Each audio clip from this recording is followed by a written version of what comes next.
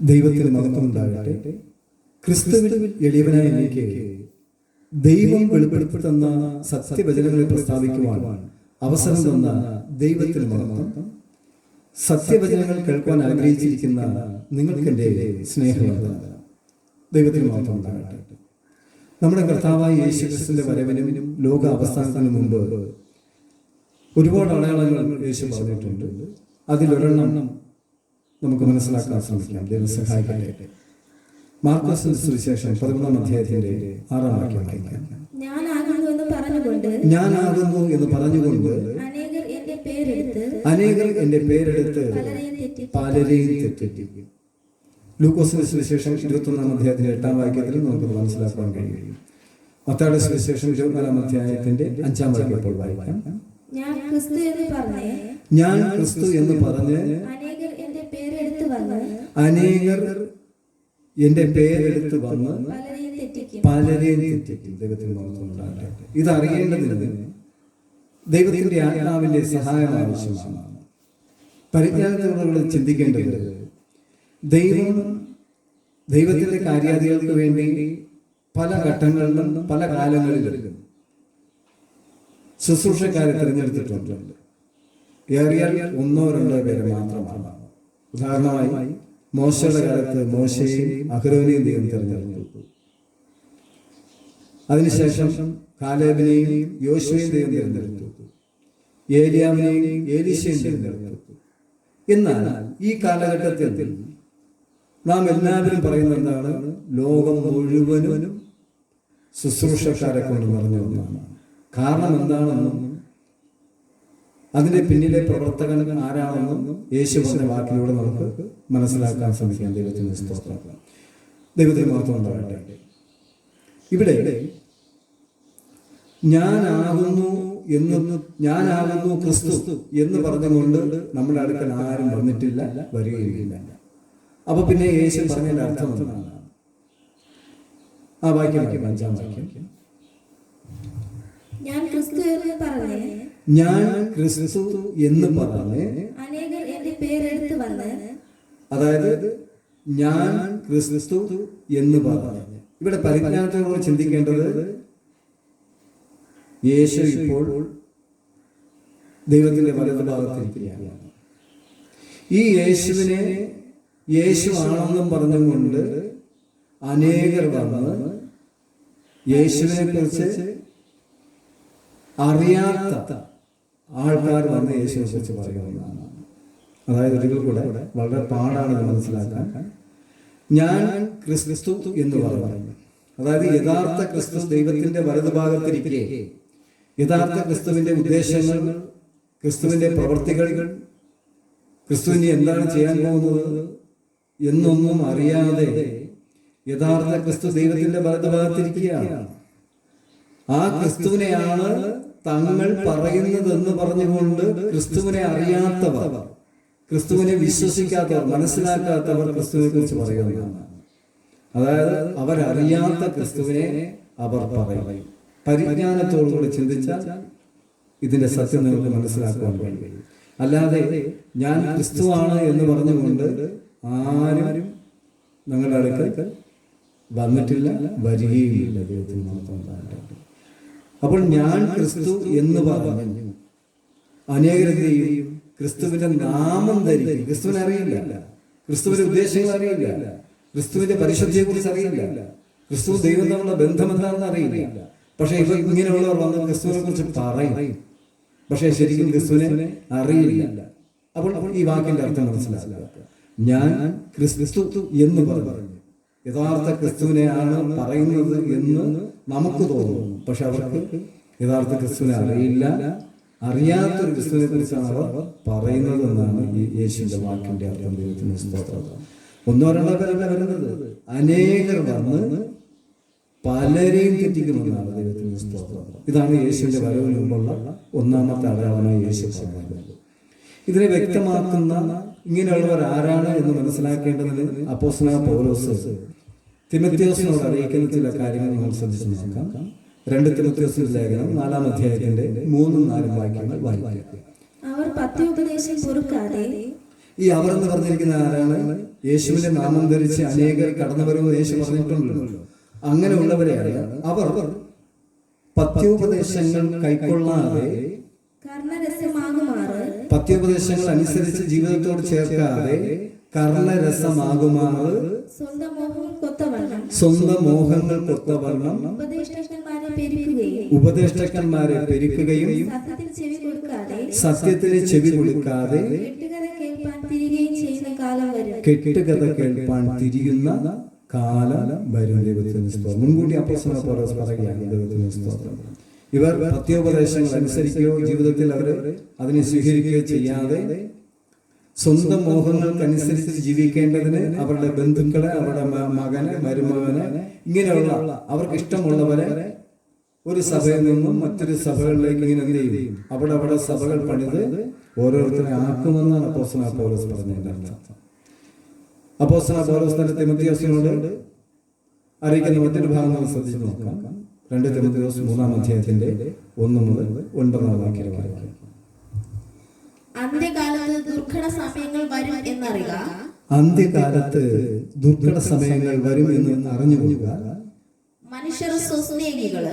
മനുഷ്യർ, ഇവിടെ മനുഷ്യൻ എന്ന് പറഞ്ഞിരിക്കുന്നത് ദൈവത്തെ അറിയാത്ത ജനത്തെ അല്ല, ദൈവത്തെ അറിയുന്ന വിശ്വാസികളും അവരെ നയിക്കുന്ന ഉപദേഷ്ടാക്കന്മാരും എല്ലാം ഉൾപ്പെടുത്തിയാണ് പറയുന്നത്. മനുഷ്യർ സ്വസ്നേഹികൾ എന്ന് പറഞ്ഞാൽ അന്ത്യകാലത്ത് വിശ്വാസികൾ എന്ന് പറയുന്നവർ സ്വസ്നേഹി, സ്വന്തം അവരെ തന്നെ സ്നേഹിക്കുകയുള്ളൂ. മറ്റാരെ സ്നേഹിക്കുകയോ മറ്റുള്ളവർക്ക് വേണ്ടി ത്യാഗം സഹിക്കുകയോ മറ്റുള്ളവർക്ക് വേണ്ടി ഒന്നും ചെയ്യാത്തൊരവസ്ഥയിലേക്ക് വരുമെന്നാണ്. സ്വസ്നേഹികളും ദ്രവ്യാഗ്രഹികളും വമ്പ് പറയുന്നത് ദ്രവ്യാഗ്രഹികൾ. നമ്മൾ ചിന്തിച്ചാൽ ഒരു മാസം 20,000 രൂപ ലഭിക്കുന്ന ഒരു ഉദ്യോഗസ്ഥന് വിശ്വാസികളുടെ കാര്യമാണ് പറയുന്നത്. അവൻ ചിന്തിക്കും 30,000 രൂപ കിട്ടിയിരുന്നുവെങ്കിൽ എൻ്റെ വീട്ടുകാര്യങ്ങളെല്ലാം ചെയ്യാമായിരുന്നു. 30,000 രൂപ കിട്ടുന്നവൻ ചിന്തിക്കും 40,000 രൂപ കിട്ടിയിരുന്നുവെങ്കിൽ എൻ്റെ കാര്യങ്ങളെല്ലാം ചെയ്യാൻ പറ്റുമായിരുന്നു. 1,00,000 രൂപ കിട്ടിയാലും അവൻ ചിന്തിക്കുന്നത് എന്താണ്? 1,50,000 രൂപ കിട്ടിയിരുന്നെങ്കിൽ എൻ്റെ വീട്ടുകാര്യങ്ങളൊക്കെയും ചെയ്യാമായിരുന്നു എന്ന് പറഞ്ഞാൽ അവന്റെ ദ്രവ്യാഗ്രഹമാണ് അതിന് കാരണം. ദൈവത്തിന് മഹത്വം ഉണ്ടാകട്ടെ. ഇങ്ങനെ ദ്രവ്യാഗ്രഹികളാകുകയും അവർ വമ്പ് പറയുന്നവരുമായിരിക്കും. ദൈവം എന്നെ അനുഗ്രഹിച്ചു, എനിക്ക് അത് തന്നു, ഇത് തന്നു. പക്ഷെ എങ്ങനെയാണ് എന്നുള്ള പ്രവർത്തനം തിരിച്ചറിയുന്നില്ല. അഹങ്കാരികളും ദൂഷകന്മാരും അമ്മയപ്പന്മാരെ അനുസരിക്കാത്തവരും നന്ദികെട്ടവരും അശുദ്ധരും വാത്സല്യമില്ലാത്തവർ. നന്ദികെട്ടവർക്ക് അറിയാലോ, എന്തുപകാരം ചെയ്താലും തിരിച്ചൊരു നന്ദി വാക്ക് പറയാത്ത ആൾക്കാരാരെന്ന് ചോദിച്ചാൽ ഈ വിശ്വാസികൾ തന്നെയാണ്, അല്ലെങ്കിൽ ഉപദേഷ്ടാക്കന്മാരാണ്, ശുശ്രൂഷക്കാരാണ്. പല അനുഭവങ്ങളും പലരും പറഞ്ഞു കേട്ടിട്ടുള്ളതാണ്. എന്ത് പറഞ്ഞാലും യോജിക്കാതെ മാറി നിൽക്കുന്ന ഒരു വിഭാഗം ഇങ്ങനെയുള്ളവരുടെ കൂട്ടത്തിലുള്ളതാണ്. ഏഷണിക്കാർ ഒരാളെ കുറിച്ച് ഇങ്ങനെ പറഞ്ഞുകൊണ്ടേ നടക്കും. മാത്രമല്ല ഒരു വീട്ടിൽ പോയി അവിടെ നിന്ന് കിട്ടുന്ന കാര്യങ്ങളെ മറ്റു ഏത് കാര്യമാണോ പറയുന്നത് ആ ആളിന്റെ വീട്ടിൽ തന്നെ പോയി പറയുന്ന ഒരു പ്രവണത ഇവരുടെ ഇടയിൽ ഉണ്ടാകും. അജിതേന്ദ്രിയന്മാർ, നിസ്സംഗത. ഒരു കാര്യത്തിൽ നമ്മൾ വിശ്വാസികൾ നല്ല ആത്മാർത്ഥമുള്ള കാര്യം പറഞ്ഞാൽ അതിനെ ഉപേക്ഷ വിചാരിക്കുന്ന രീതിയിൽ ഈ ഉപദേഷ്ടാക്കന്മാര് അങ്ങനെ നിസ്സാരമായി കണ്ടിട്ടുണ്ട്. ഉഗ്രന്മാർ, എന്ത് ചെയ്യാനും എന്ത് പറയാനും പേടിയില്ലാത്തവർ. സൽഗുണദോഷികൾ, നല്ല കാര്യങ്ങൾ പറഞ്ഞാൽ അതിനോട് യോജിക്കാതെ അതിനെ വെറുപ്പിച്ചു വെച്ചത്. ദ്രോഹികൾ, അത് നിങ്ങൾ ചിന്തിച്ചു നോക്കുക. വിശ്വാസികളോട് കാണിക്കുന്ന ഉപദേഷ്ടാക്കന്മാരുടെ പ്രവർത്തനങ്ങളും ചിന്തകളും വിചാരങ്ങളും നിങ്ങൾക്ക് തന്നെ മനസ്സിലാക്കാൻ കഴിയും. ധാർഷ്ട്യക്കാരും നിഗളികളുമായി ദൈവപ്രിയമല്ലാതെ ഭോഗപ്രിയരായി ഭക്തിയുടെ വേഷം ധരിച്ച് ഭക്തിയുടെ വേഷം ധരിച്ച്, അതായത് വളരെ ഭക്തനാണെന്നുള്ള രീതിയിൽ നമ്മുടെ മുമ്പിൽ വരും. എന്നിട്ട് അവർ ചെയ്യുന്നത് ആ ഭക്തിക്ക് ഒരു ശക്തിയുണ്ട്. ആ ഭക്തിയുടെ അടിസ്ഥാനത്തിൽ ഉണ്ടാകുന്ന ശക്തിയെ നിഷ്ഫലമാക്കുന്ന തരത്തിൽ ഇവർ നമ്മുടെ അടുക്കൽ വരുമെന്നാണ് വായിക്കാൻ. അങ്ങനെയുള്ളവരെ വിട്ടൊഴിയുക. വീടുകളിൽ നൂണ് കടക്കുകയും അതായത് നുഴഞ്ഞു കടക്കുകയും ചുമന്നുകൊണ്ട് സൂത്രങ്ങൾ പറഞ്ഞ് വീട്ടിനകത്ത് പ്രാർത്ഥിക്കാനുള്ള ഒരു അവസരം ഉണ്ടാക്കുകയും പാപങ്ങളെ ചുമന്നുകൊണ്ടാണ് ഇങ്ങനെയുള്ളവർ വരുന്നത്. നാനാമോഹങ്ങൾക്കും അധീനരായി അവരുടെ അവസ്ഥ എന്താണ്? നാനാമോഹങ്ങൾക്കും അടിമപ്പെട്ടവരായി എപ്പോഴും പഠിച്ചിട്ടും ഒരിക്കലും സത്യത്തിന്റെ പരിജ്ഞാനം പ്രാപിക്കാൻ കഴിയാത്ത പെണ്ണുങ്ങളെ സ്വാധീനമാക്കുകയും ചില പെണ്ണുങ്ങളെ കുറിച്ച് നമ്മൾ ചിന്തിച്ചു നോക്കിയാൽ മനസ്സിലാക്കാൻ കഴിയും. അവർ എപ്പോഴും ദൈവത്തിന്റെ വചനങ്ങൾ പഠിക്കുന്നവരായിരിക്കും, എപ്പോഴും പ്രാർത്ഥന, ദൈവത്തിന്റെ കാര്യങ്ങൾ പറയാൻ 100 നാക്കാണ്. പക്ഷേ അവർക്ക് പരിജ്ഞാനം എന്ന് പറയുന്നത്, സത്യത്തിന്റെ പരിജ്ഞാനം എന്ന് പറയുന്നത് അവർക്ക് അല്പം പോലും ഉണ്ടാകില്ല. അങ്ങനെയുള്ളവരെ ചൂഷണം ചെയ്യുന്നവരാണ് ഈ കൂട്ടർ. ഇങ്ങനെ സ്ത്രീകളെ, പരിജ്ഞാനമില്ലാത്ത സ്ത്രീകളെ എന്തെങ്കിലും പറഞ്ഞ് തെറ്റിദ്ധരിപ്പിച്ച് ചൂഷണം ചെയ്യുന്നത് ഈ യേശുവിന്റെ നാമവും ധരിച്ച് കടന്നു വരുന്നവരാണ് എന്നാണ് ഇവിടെ പറയുന്നത്. വായിക്കാം. ഉദാഹരണം പറയാണ്. എംബ്രേസും മോശയോട് എതിർത്ത് നിന്നതുപോലെ ഇവരും സത്യത്തോട് മറച്ചു നിൽക്കുന്നു. യേശുവിന്റെ നാമം ധരിച്ച് നടക്കുന്നവർ എന്ത് ചെയ്യും? സത്യത്തിനോട് എതിർത്ത് നിൽക്കുന്നു. സംശയമുണ്ടെങ്കിൽ ഇങ്ങനെയുള്ളവർ പറയുന്ന ദൈവവചനങ്ങൾ തെറ്റായിട്ട് വരുന്നതിനെ നിങ്ങളൊന്ന് തിരുത്താൻ ശ്രമിച്ചു നോക്കൂ. സത്യം ഇതാണ് പുരോഗത എന്ന് പറഞ്ഞ് നിങ്ങൾ തിരുത്താൻ ശ്രമിച്ചു നോക്കൂ. ഒരിക്കലും സത്യത്തിനോട് അവർ യോജിക്കുകയില്ല. മാത്രമല്ല, വിശ്വാസികൾ സഭയിൽ മിണ്ടാതിരിക്കണം എന്നാണ് ദൈവത്തിന്റെ വചനം പഠിപ്പിക്കുന്നത്. അതുകൊണ്ട് മിണ്ടാതിരുന്നില്ലെങ്കിൽ കുടുംബത്തിന് അനർത്ഥം വരും, പ്രതികൂലം വരും, നാനാ ശോധനകൾ കടന്നു വരും. അവസാനം എൻ്റെ അടുത്ത് വരരുതെന്ന് പറയുന്ന ആൾക്കാർ വരെ ഇതിനകത്തുണ്ട്. ദൈവത്തിന് വായിക്കാം. ദുർബുദ്ധികളും വിശ്വാസം സംബന്ധിച്ച് കൊള്ളരുതാത്തവരത്രേ. ദൈവവിശ്വാസികൾ എന്ന് പറഞ്ഞുകൊണ്ട് കൂട്ടിച്ചേർക്കാനും പറ്റില്ല. മാത്രമല്ല, ഇവരെ വിശ്വസിക്കുവാനും കൊള്ളാത്ത കൂട്ടരെന്നാണ് പറയുന്നത്. വായിക്കാം. അവർ അധികം മുഴക്കയില്ല. അപ്പോസ്തലനായ പൗലോസ് പറയുന്നത് അവർ അധികം മുഴക്കുകയില്ല എന്ന് പറഞ്ഞാൽ അധിക നാളൊന്നും അവരെന്ത് ചെയ്യില്ല. ഇതുപോലെ യേശുവിന്റെ പേരും പറഞ്ഞ് പറ്റിച്ച് ജീവിക്കാൻ കഴിയില്ല. മേൽ പറഞ്ഞവരുടെ ബുദ്ധികേട്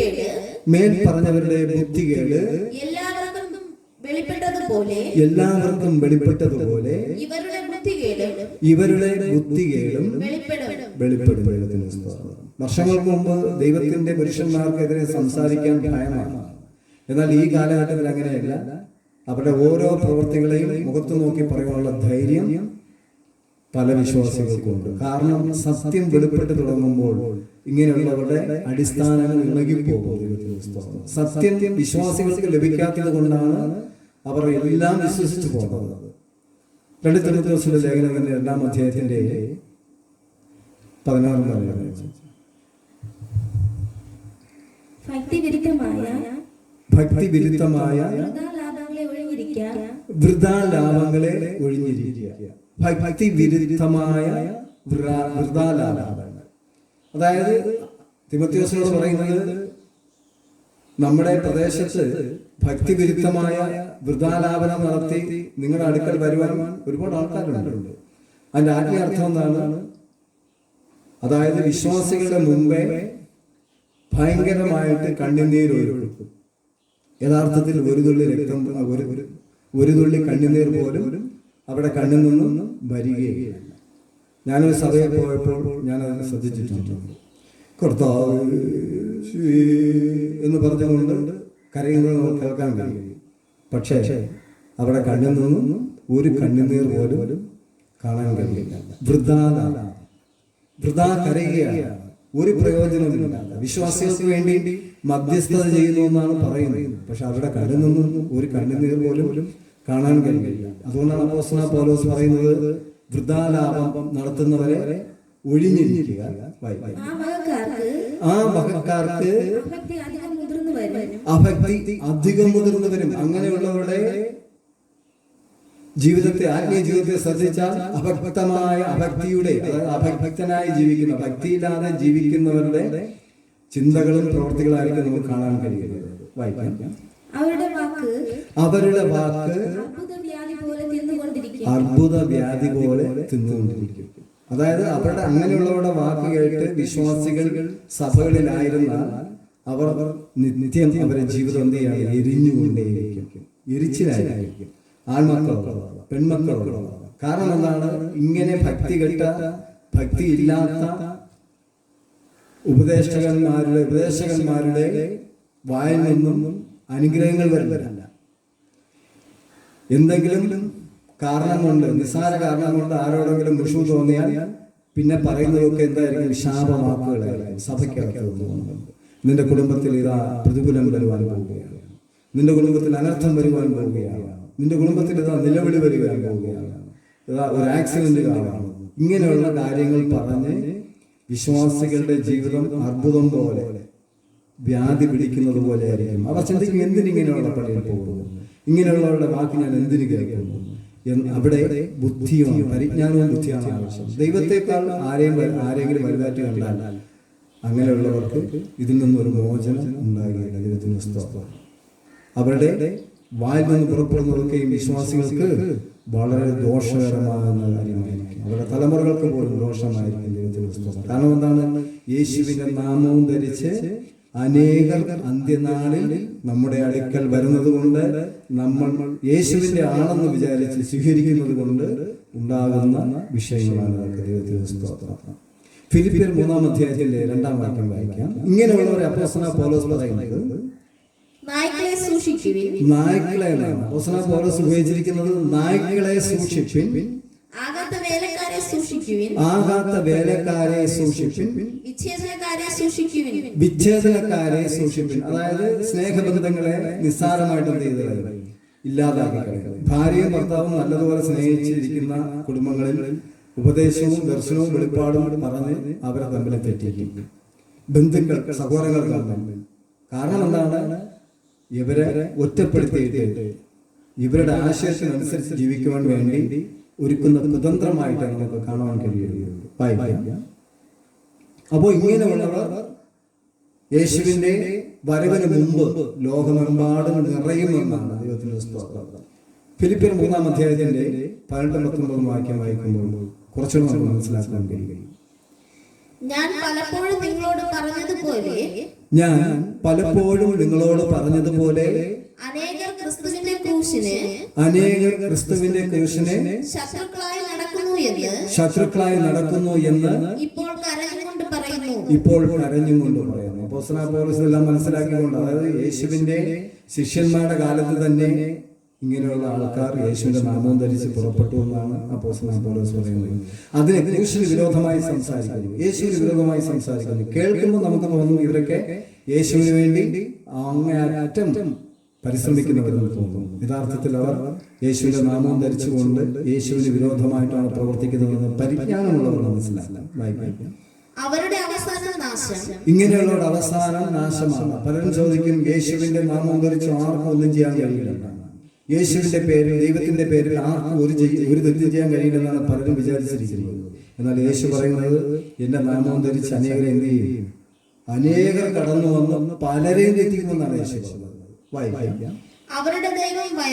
അവരുടെ ദൈവം എന്ന് പറയുന്നത് വയറാണ്. ലജ്ജയായതിൽ അവർക്ക് മാനം തോന്നുന്നു. അവർ ഭൂമിയിലുള്ളത് ചിന്തിക്കുന്നു. ദൈവത്തിന് സ്തോത്രം. ലജ്ജയായത് അവർക്ക് മാനമായി തോന്നുന്നു. അവർ ഭൂമിയിലുള്ള കാര്യങ്ങളാണ് ചിന്തിക്കുന്നത്. ഇനി യേശു പറഞ്ഞ വാക്ക് ശ്രദ്ധിച്ചു നോക്കൂ. ഞാൻ ക്രിസ്തു എന്ന് പറഞ്ഞുകൊണ്ട്, അത് ഞാൻ ക്രിസ്തു എന്ന് പറഞ്ഞുകൊണ്ട് അവർ അറിയാത്ത ക്രിസ്തുവിനെ കുറിച്ച് പറഞ്ഞ് അനേകരെ തെറ്റിക്കുകയാണ് ചെയ്യുന്നുള്ള സത്യം മനസ്സിലാക്കുക. 2 പത്രോസ് 3-ാം അധ്യായത്തിന്റെ 4-ാം വാക്യം വായിക്കുമ്പോൾ ഇങ്ങനെയുള്ള വിഷയങ്ങൾ, ഇങ്ങനെയുള്ള ആൾക്കാരുടെ നിമിത്തം വിശ്വാസികളുടെ മനോവസ്ഥ എന്താണ്? വിശ്വാസികളുടെ അവസ്ഥ എന്താണ്? വായിക്കാം. പിതാക്കന്മാർ നിദ്ര കൊണ്ട ശേഷം സകലവും സൃഷ്ടിയുടെ ആരംഭത്തിൽ ഇരുന്നത് പോലെ തന്നെ ഇരിക്കുന്നു എന്ന് പറഞ്ഞു. സ്വന്തം മോഹങ്ങളെ അനുസരിച്ച് നടക്കുന്ന പരിഹാസികൾ പരിഹാസത്തോടുകൂടെ അന്ത്യകാലത്ത് വരുമെന്ന് വിശേഷാൽ അറിഞ്ഞുകൊള്ളുവിൻ. അപ്പോൾ ഇങ്ങനെയുള്ള ആൾക്കാർ നിമിത്തം ദൈവത്തിന്റെ നാമം ദുഷിക്കുക മാത്രമല്ല, വിശ്വാസികൾ തെറ്റിപ്പോവുകയാണ്. ഒടുവിൽ വിശ്വാസികൾ പറയുന്നത് എന്താണ്? നമ്മുടെ അപ്പനമ്മമാർ ജനിച്ചു വളർന്നു ജീവിച്ചു, അവരുടെ കാലത്തൊന്നും സംഭവിച്ചില്ല, ഇനിയുള്ള നാളുകളിലും ഇങ്ങനെയൊക്കെ തന്നെ സംഭവിക്കുകയുള്ളൂ. അതുകൊണ്ട് നമുക്ക് എന്ത് ചെയ്യാം? ഈ കിട്ടുന്ന സമയത്ത് അടിച്ചു പൊളിച്ചങ്ങ് ജീവിക്കാം എന്ന് പറഞ്ഞ് ദൈവവിഷയങ്ങളെ പരിഹസിക്കുകയും അതിനെ തുച്ഛീകരിക്കുകയും ചെയ്യുന്ന ഒരു കാലഘട്ടം വരുമെന്നാണ് പത്രോസ് തന്റെ ലേഖനത്തിലൂടെ എഴുതി അറിയിച്ചത്. ദൈവത്തിന്റെ സ്തോത്രം. അതുകൊണ്ട് ഈ കാലഘട്ടത്തിൽ ഇങ്ങനെയൊക്കെ സംഭവിക്കുന്നു എങ്കിൽ നമുക്ക് മനസ്സിലാക്കുവാൻ കഴിയും യേശുവിന്റെ വരവ് അടുത്തിരിക്കുന്നു. അതുകൊണ്ട് ഇത് ഞാൻ ആരെ ആക്ഷേപിച്ച് പറഞ്ഞതല്ല, ദൈവത്തിന്റെ സത്യവചനങ്ങളെ നിങ്ങൾക്കും വായിച്ച് മനസ്സിലാക്കാൻ കഴിയും. നിങ്ങളുടെ ദൈവത്തോട്, നമ്മുടെ ദൈവത്തോട് ചോദിച്ച് മനസ്സിലാക്കുവാൻ കഴിയും. അങ്ങനെ ചോദിച്ച് മനസ്സിലാക്കി ഗ്രഹിച്ചുകൊണ്ട് ഈ ഇങ്ങനെയുള്ള മനുഷ്യരെ വിട്ട് ഓടി രക്ഷപ്പെടുവാൻ പറഞ്ഞുകൊണ്ട് എന്റെ വാക്കുകൾ ദൈവത്തിന്